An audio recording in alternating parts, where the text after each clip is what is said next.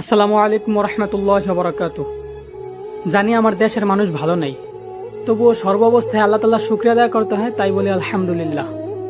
তো প্রথমে আমি বলতে চাই প্রবাসী ভাইদেরকে, যদি আমরা জনপ্রতি 1000 করে টাকা দেই, তবুও সেই টাকার সংখ্যা এতটা দাঁড়াইব যে আল্লাহ চাইলে বন্যায় ক্ষতি হওয়া মানুষগুলারে অনেকটাই সাহায্য করা সম্ভব।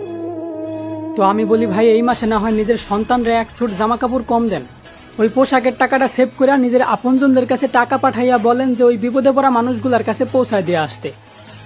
আর দেশে যারা সুস্থ, স্বাভাবিক আর সুরক্ষিতভাবে 3 বেলা ভাত খাইতেছেন, তারা প্রথমে আল্লাহর কাছে শুকরিয়া আদায় করেন, তারপর নিজেরা 2 বেলা খাইয়া 1 বেলার টাকা সেভ করেন।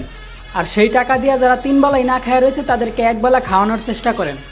আসলে ভাই, এখন বিপদের আশঙ্কা সীমা অতিক্রম করছে, তাই এখন কোনো নির্দিষ্ট দলের দিকে না তাকাইয়া শুধু মানুষত্বের পরিচয় দিয়ে আরেকজন মানুষের পাশে দাঁড়ান। আলহামদুলিল্লাহ, আমাদের দেশের মানুষ অনেকেই আগায় যাইতেছে।